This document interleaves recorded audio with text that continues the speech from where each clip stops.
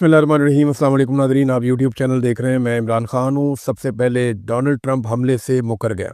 ये जो ईरान के अंदर अटैक हुआ एक फैसिलिटी के ऊपर, एक गैस की तनसीब पे जो हमला किया गया पारस में, उस हवाले से पहले ये दावा किया गया, अमरीकी मीडिया ने दावा किया, अमरीकी हुकूमती सोर्सेज ने दावा किया कि ये इसराइल ने और अमेरिका ने मिलकर इसका प्लान किया था और कोऑर्डिनेशन के साथ ये हमला किया गया। अब डोनाल्ड ट्रंप के ऊपर बहुत दबाव पड़ा क्योंकि ईरान ने अपने वादे के मुताबिक खलीजी ममालिक में मुख्तलिफ फैसिलिटीज़ के ऊपर अटैक कर दिया। जो गैस की फील्ड्स हैं वहाँ पे अटैक किया, ख़ास तौर पे कतर में उसने काफ़ी नुकसान पहुँचाया। उसके अलावा यूएई में भी किया, सऊदी अरब में भी किया। सऊदी अरब ने जो है वो इंटरसेप्ट कर लिया अपने मिसाइलों के ज़रिए से, जो इंटरसेप्टर हैं उनके ज़रिए से, लेकिन बाकी जगहों पे काफ़ी नुकसान हुआ। और वो वीडियोज़ आप देख सकते हैं सोशल मीडिया पे कि कतर में कितनी बड़ी बड़ी आग लगी हुई है और यूएई के अंदर क्या सूरत हाल है। तो ईरान ने जो कहा था उसने वो कर दिया जवाबन। लेकिन बात यह है कि पहले जो दावे किए जा रहे थे कि अमेरिका और इसराइल ने मिलकर ये किया, डोनाल्ड ट्रंप अचानक मुकर क्यों गया? ये पहले आप डोनाल्ड ट्रंप का स्टेटमेंट देख लें, इससे आपको सूरत हाल की समझ आएगी। मैं उर्दू में आपको ट्रांसलेट कर देता हूँ। डोनाल्ड ट्रंप ने कहा इसराइल ने ये जो स्टेप लिया मिडिल ईस्ट में, ये गुस्से के अंदर लिया। जो कुछ मिडिल ईस्ट में हो रहा है वो ईरान की एक फैसिलिटी के ऊपर जो साउथ पारस में है गैस फील्ड, उसके ऊपर अटैक कर दिया और उसके एक हिस्से को नुकसान पहुंचाया। डोनाल्ड ट्रंप ना इसके नुकसान को कम करके दिखाना चाहते हैं, चाहे वो कतर का है चाहे वो ईरान का है, क्योंकि जितना नुकसान बढ़ेगा उतनी डोनाल्ड ट्रंप की बदनामी होगी। अब ये डोनाल्ड ट्रंप ने कहा जनाब कि इसके अंदर तो मुझे पता ही नहीं था और ना हमें इसके बारे में आगाह किया गया। डोनाल्ड ट्रंप कहता है इसराइल ने ये खुद ही किया है, और उसके बाद वो ये कहता है कि बदकिस्मती से ईरान ने उसके रद्द अमल के बाद जो कुछ किया और जिस किस्म का ईरान ने अटैक किया कतर पे, उसको डोनाल्ड ट्रंप ने बहुत गलत करार दिया।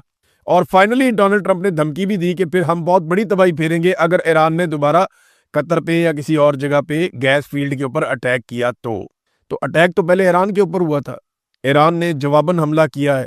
ईरान खुद से तो हमला नहीं कर रहा था, और उसका जो हमला है उसके बाद मजम्मती बाकायदा बयानात जारी किए गए हैं। मुख्तलिफ ममालिक के जो सफ़ीर हैं या वज़राए ख़ारजा हैं वो इकट्ठे बैठे, उन्होंने एक स्टेटमेंट भी जारी किया है, वो मैं आपको भी बता देता हूँ। लेकिन पहले ये दावा किया जा रहा था अमेरिकी मीडिया में, इसराइली मीडिया में, और इसराइल ने अभी दोबारा कंफर्मेशन दी है। जब डोनाल्ड ट्रंप ने ये स्टेटमेंट दे दिया उसके बाद भी इसराइल ने कहा कि नहीं, ये जो अटैक किया गया है इसराइल की जानिब से ईरान की गैस फील्ड पे, ये डोनाल्ड ट्रंप की मुशावरत से किया गया है। डोनाल्ड ट्रंप क्यों मुकर गया, पीछे क्यों हटना पड़ा, ये एक बड़ा सवाल है। इसका सादा जवाब मैं आपको देता हूँ कि डोनाल्ड ट्रंप के ऊपर बहुत शदीद तनकीद हुई है, ना सिर्फ यूरोप में बल्कि अमेरिका के अंदर और गल्फ ममालिक की जानिब से भी डोनाल्ड ट्रंप पे बहुत ज़्यादा तनकीद हुई है। वजह यह है कि एकदम से इतने बड़े अटैक्स के बाद आलमी सतह पे पेट्रोलियम और गैस की मसनूआत की कीमतें बहुत बढ़ गई हैं। पूरी दुनिया में महंगाई की एक वेव आई है। इस वक्त अगर आप इंटरनेशनल जो क्रूड ऑयल की प्राइस है उसको आप चेक कर लें तो आपको पता चल जाएगा वो $110 से ऊपर जा रही है, कभी 112, कभी 113, ये वेरी करती रहती है बहुत तेज़ी से। लेकिन आलमी मंडी में ये कीमतें बढ़ रही हैं। अब इनको रोकना है तो एक ही तरीका है कि आपने हुर्मुज़ खुल जाए और यहाँ पे कशीदगी ख़त्म हो जाए और जो ऑयल की और गैस की तनसीबात हैं उनको निशाना ना बनाया जाए। लेकिन डोनाल्ड ट्रंप ऐसा कुछ भी करने में कामयाब नहीं हो पा रहा। अमरीकी रियासत कैलिफोर्निया के गवर्नर हैं, उन्होंने डोनाल्ड ट्रंप को बेनकाब करते हुए कहा कि पूरे मुल्क में पेट्रोल की कीमतें तेज़ी से बढ़ रही हैं, अमरीकी फ़ौजी हलाक हो रहे हैं, ज़ख्मी हो रहे हैं, हमारे दरीना इत्तहादी पुराने वो हमें छोड़ रहे हैं, और अमेरिका के सदर को बिल्कुल अंदाज़ा नहीं है कि वो क्या कर रहा है। आप अंदाज़ा लगाएं ना कि ये इस वक्त डोनाल्ड ट्रंप की सूरत हाल है। आलमी मंडी में देखें, अब आग तो लगेगी पेट्रोल की कीमतों को, गैस की कीमतों को, जब इनकी तनसीबात को आग लगेगी और इनके जो रूट्स हैं वो बंद हो जाएंगे। एक और इंकशाफ किया है नेशनल काउंटर टेररिज्म के साबिक सरबराह हैं जो केंट, उन्होंने ये कहते हैं जी कि अली लारेजानी अमन मुज़ाकरात कर रहे थे लेकिन उन्हें कत्ल कर दिया गया। इसराइल मुस्तकिल एक जंग चाहता है। मैंने आपको पहले भी कहा था ना कि इसराइल के लिए यह आखिरी मौका है। अगर ईरान एटमी कुव्वत बन गया तो इसराइल का मौका ख़त्म हो जाएगा, और अगर अमेरिका इस मरतबा इस लड़ाई से निकल गया तो कोई भी अमरीकी सदर दोबारा इस लड़ाई में आने का लंबे अरसे तक सोच भी नहीं सकेगा। वजह यह है कि जो बेइज्जती डोनाल्ड ट्रंप की हो गई है, कोई और इतना बड़ा रिस्क लेगा नहीं। तो ये उन्होंने नेशनल काउंटर टेररिज्म का साबिक सरबराह जो केंट, उसने जो स्टेटमेंट दिया, उसने कहा जी अली लारजानी तो मुज़ाकरात वाला बंदा था, मुज़ाकरात कर रहा था लेकिन कत्ल कर दिया गया। इसराइल जो है वो मुस्तकिल जंग चाहता है, तभी ऐसे लोगों को कत्ल कर देता है, और अमेरिका बतौर हथियार इस लड़ाई में इस्तेमाल हो रहा है। ٹرمپ کے اوپر امریکہ میں جو تنقید ہو رہی ہے وہ میں نے آپ کو پہلے بتا دیا. ایک اور بڑی خوفناک حرکت ہوئی ہے اور یہ حرکت ہوئی ہے ایران کے اندر. اسرائیل نے فضائی حملے میں ایران کے بوشہر نیوکلیئر پلانٹ کمپلیکس کے اندر ایک عمارت کو نشانہ بنایا. یہ لگ بھگ کوئی 350 میٹر دور ہے. جو جوہری ری ایکٹر ہے اس سے، جو ایران کی ایک فیسلٹی ہے اس سے اتنا دور ہے یہ. اس کے بارے میں پہلے بھی رشیا نے بھی خبردار کیا تھا، ایران نے بھی کیا تھا، اور جو انٹرنیشنل ادارہ ہے IAEA اس نے بھی خبردار کیا تھا کہ اس سے ریڈیشن ہو سکتی ہے. ابھی تو کچھ ایسا نہیں ہوا، لیکن روس نے اسے بہت غیر ذمہ دارانہ قرار دیتے ہوئے مذمت کی ہے، کیونکہ وہاں پہ فعال ری ایکٹر اور موجود عملہ وہ قریب ہے. خدا نہ خواستہ اگر یہاں پہ ریڈیشن ہو جاتی ہے یا اس جگہ پہ کوئی اس قسم کا ایٹمی مواد، کیونکہ یہاں پہ یہ کام کر رہے ہیں اور یہ ایک اس کو جو کام کر رہے ہیں یہ توانائی کے حوالے سے کام کر رہا ہے ایران، ان کا یہ دعویٰ ہے. اگر یہاں پہ ایک غلطی کرتا ہے اسرائیل تو اس کی جو قیمت ہے وہ پورے خطے کو چکانی پڑے گی. تو اسرائیل کچھ نہ کچھ ایسا کرتا چلا جا رہا ہے جس سے جنگ بندی کے سارے راستے بند ہوتے چلے جائیں، کیونکہ وہ اس کو اپنا آخری موقع دیکھ رہے ہیں. امریکہ کے اندر جو ہے وہ بجٹ بڑھانے کا مطالبہ کیا پینٹاگون نے نیا بجٹ مانگ لیا $200 ارب کا، اور اب امریکی سرکار کو وہ $200 ارب سے زائد کا بجٹ پینٹاگون کو دینا پڑے گا. اس کے اوپر جو عراقچی ہیں وزیر خارجہ، انہوں نے ایک سٹیٹمنٹ دیا ہے. انہوں نے کہا جی جنگ کو ابھی صرف 3 ہفتے ہوئے ہیں اور یہ آپ کی چوائس کی جنگ ہے، اپنی مرضی سے آپ نے لڑی ہے، اور یہ امپوز کی گئی ہے ایرانیوں کے اوپر اور امریکنز کے اوپر. یعنی ایرانی بھی یہ جنگ لڑنا نہیں چاہتے، امریکن بھی یہ جنگ لڑنا نہیں چاہتے، لیکن نیتنیاہو کی شرارت سے امریکہ اس کے اندر آ گیا اور ڈونلڈ ٹرمپ استعمال ہو گیا. انہوں نے کہا یہ $200 ارب جو مانگے گئے ہیں یہ ٹپ آف دا آئس برگ ہے، یہ بہت تھوڑی سی اماؤنٹ ہے جو بھی مانگی گئی ہے، ابھی آپ کو بہت سارے پیسے دینے پڑیں گے. بلکہ انہوں نے ٹریلینز آف ڈالرز کی بات کی ہے، اور وہ کہہ رہے جی امریکنز کو نیتنیاہو کا شکریہ ادا کرنا چاہیے کہ ابھی $ٹریلینز آپ کو خرچ کرنے پڑیں گے اسرائیل فرسٹ ٹیکس کے طور پہ، کہ امریکہ سے پہلے، وہ امریکہ فرسٹ کہتے ہیں نا، تو انہوں نے کہا جی اسرائیل فرسٹ، اسرائیل جو ہے وہ امریکہ سے بھی پہلے ہے، تو اس کے لیے آپ کو اب بہت زیادہ پیسہ خرچ کرنا پڑے گا، اور اس کا بوجھ کون اٹھائے گا؟ امریکی اکانومی. دیکھیں یہ $200 ارب سیدھے سیدھے ہی مانگ لیے پینٹاگون نے، جس ایران کے خلاف مانگے. ایران کا ملٹری بجٹ پتہ کتنا ہے؟ ایران کا ٹوٹل ملٹری بجٹ ہے $7.3 ارب، یعنی وہ $7.5 ارب بھی ٹوٹل ملٹری بجٹ نہیں ہے. امریکہ کا اتنا بڑا ملٹری بجٹ ہے، انہوں نے $200 ارب مزید مانگ لیے ایران سے لڑنے کے لیے، جس کا ملٹری بجٹ $7.3 ارب ہے. پاکستان کا ملٹری بجٹ جو ہے وہ ٹوٹل ملا کے کوئی $7.6 ارب بنتا ہے. لیکن یہ امریکنز تو پیسے پھونکتے ہیں جنگ کے اندر، ہم سب جانتے ہیں، اور جنگ ہی ایک ایسا کاروبار ہے جس میں دنیا، اسلحہ بنانے والی کمپنیاں، یہ سارے بڑے بڑے لوگ یہ پیسہ بناتے ہیں، اور اس میں بے شمار پیسہ بنتا ہے. ناظرین رائٹرز کے مطابق ایک خبر آئی ہے کہ امریکہ گراؤنڈ کے اوپر اپنے فوجی اتارنا چاہتا ہے ایران میں، اور اگلے ہفتے یہ دعویٰ کیا جا رہا ہے کہ اس میں کوئی ڈیولپمنٹ ہو سکتی ہے. یہ مشن کبھی بھی مکمل نہیں ہوگا، یہ میں آپ کو لکھ کے دیتا ہوں. آپ الٹے لڑک جائے، سیدھے لڑک جائے، چھلانگے مارے، تختے توے پہ بیٹھ جائے پاکستان کی اسٹیبلشمنٹ، یہ مشن مکمل نہیں ہوگا. میں بار بار کہہ رہا ہوں کہ پاکستان کی ملٹری اسٹیبلشمنٹ کے پاس عمران خان وہ آخری موقع ہے جس کے ذریعے سے آپ پاکستانیوں کو راضی کر سکتے ہیں. میں یہ نہیں کہہ رہا کہ اس کے ساتھ ڈیل کر لیں جا کے، میں یہ کہہ رہا ہوں کہ عمران خان آپ کے پاس آخری موقع ہے جو آپ کو عزت کے ساتھ آپ کی بیرکوں میں واپس بھیج سکتا ہے، کیونکہ اس کے بعد لوگ کسی اور کی یہ والی بات نہیں سنیں گے کہ ملک بھی میرا اور فوج بھی میری. یہ عمران خان کی حد تک لوگ سن رہے ہیں اور برداشت کر رہے ہیں. میں دیکھتا ہوں نا، لوگوں سے ملتا ہوں، لوگوں کا ریئیکشن دیکھتا ہوں. اوورسیز پاکستانی جو نغمے گایا کرتے تھے ہر وقت، جو بڑے جذباتی ہوتے تھے، وہ اپنے منہ سے کہتے ہیں جناب ہم کو ملٹری اسٹیبلشمنٹ کے خلاف ایک لفظ نہیں سن سکتے تھے، اور آج وہ لوگ خود چڑھ چڑھ کے بولتے ہیں. انہیں سمجھانا پڑتا ہے کہ یار ایزی ہو جاؤ، کیا ہو گیا؟ وہ کہتے ہیں نہیں، سوال ہی پیدا نہیں ہوتا، انہوں نے بیڑا غرق کر دیا ملک کا. تو عمران خان وہ آخری امید ہے اسٹیبلشمنٹ کے پاس جو اسٹیبلشمنٹ کو عزت کے ساتھ بیرکوں میں واپس بھیج سکتی، ادروائز پھر اس کے بعد یہ نہیں ہونا. اور آپ نے جو جو حربے آج تک استعمال کیے ہیں، اس سے پہلے کبھی نہیں ہوئے نا، اتنے ہی اور کر لیں.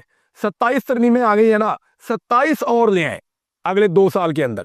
آپ 54 ترمیمیں بھی کر لیں گے نا، مسئلہ آپ کا حل نہیں ہونا.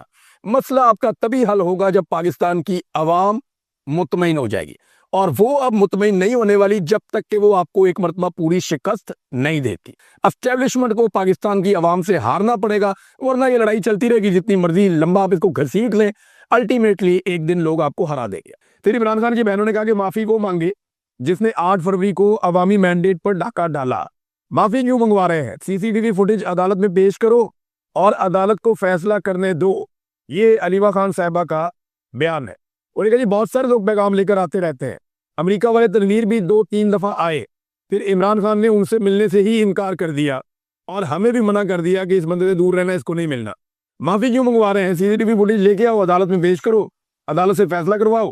لیکن اگر سارے فیصلے بادشاہ سلامت نے کرنے ہیں تو پھر عدالت کو تالا لگا دو. اچھا جی, معافی والے بیان پہ یہ عمران خان صاحب کی بہنوں کا رد عمل ہے. لیکن ایک اور انٹرسٹنگ چیز میں آپ کے سامنے رکھتا ہوں, جس میں کہا گیا تھا کہ عمران خان سچے دل سے معافی مانگے, یعنی سچے دل سے معافی مانگنے کا مطالبہ کیا گیا تھا. اب ملٹری اسٹیبلشمنٹ بھاگ رہی ہے اپنی بات سے, اور کیونکہ پاکستان پورے میں درگت بن رہی ہے, پاکستان کے باہر بھی بن رہی ہے, لوگ کہہ رہے ہیں کہ عدالتی فیصلے پھر کہاں گئے, عدالتیں کہاں گئی, جعلی مقدمات ہیں. اور جعلی مقدمات بھی اتنے ہیں کہ وہ بیرسٹر سلمان صفدر صاحب نے بتایا کہ ورلڈ ریکارڈ بن گیا عمران خان صاحب کا. عمران خان نے قیدی نمبر 804 میں جیل میں بیٹھ کے ایک ورلڈ ریکارڈ بنا دیا ہے. اور ورلڈ ریکارڈ کیا ہے کہ 500 سے زائد عمران خان صاحب نے ایفیڈیوٹ سائن کر کے دی ہے, پاور آف اٹارنی, وکالت نامے سائن کروانے کا ورلڈ ریکارڈ لگ چکا ہے. 500 پاور آف اٹارنی سائن کروائے ہیں بیرسٹر صفدر نے, بیرسٹر سلمان صفدر صاحب نے عمران خان صاحب سے. اب بتائیں, جیل میں بیٹھا ہوا ایک آدمی اتنے زیادہ جو ہے وہ پاور آف اٹارنی سائن کر رہا ہے, تو یہ ورلڈ ریکارڈ ہی ہے نا. تو عمران خان صاحب نے بیمار نہ ہونے کا ورلڈ ریکارڈ لگا دیا, ایفیڈیوٹ سائن کرنے کے حوالے سے ورلڈ ریکارڈ لگا دیا. عمران خان کا ایک اور ورلڈ ریکارڈ ہے کہ تاریخ میں سب سے زیادہ مقدمات جو ہیں وہ عمران خان صاحب کے اوپر درج ہوئے. اتنے مقدمات آج تک پاکستان میں کسی پہ درج نہیں ہوئے جتنے عمران خان صاحب کو جیل میں بند کر کے درج کیے گئے ان کے خلاف. اب آ رہے ملٹری اسٹیبلشمنٹ کی یہ خواہش کہ عمران خان صاحب معافی مانگے, لیکن یہ خواہش نئی نہیں ہے, یہ بہت پرانی ہے. میں ابھی آپ کو ایک اور جگہ سے ثابت کر کے دیتا ہوں. میں نے ایک ویڈیو نکال کے رکھی ہوئی ہے. 7 مئی 2024 کو DG ISPR صاحب نے احمد شریف صاحب نے ایک پریس کانفرنس کی تھی. اس پریس کانفرنس میں جب ایک سوال کیا گیا DG ISPR صاحب سے کہ جناب عمران خان صاحب PTI کیسے معاملہ آگے بڑھے گا اور کیسے نکلنا ہے, وہ پہلے انہوں نے بہت برائیاں کی تھی پاکستان تحریک انصاف کی DG ISPR نے. تو جب ان سے پوچھا گیا تو انہوں نے اس وقت کیا جواب دیا تھا, وہ جواب آپ سنیں گے تو آپ کو پتا چلے گا کہ یہ جتنا مرضی بھاگ جائیں باتیں ان کے منہ سے نکل آئی ہیں.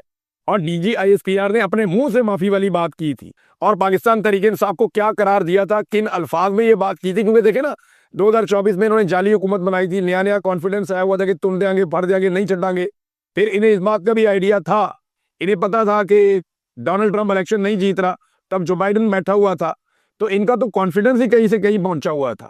تو اب ذرا آپ یہ دیکھیں کہ اس وقت DG ISPR نے کہا تھا, اور جو کہا تھا اس کے اوپر آج بھاگنے کہہ رہے ہیں جی ہم معافی کیسے منگوا سکتے ہیں, ہم نے معافی کا کہا ہی نہیں, یہ تو قانونی معاملات ہیں, فیصل پانڈا کے ذریعے سے لانچنگ ہو رہی ہے نا.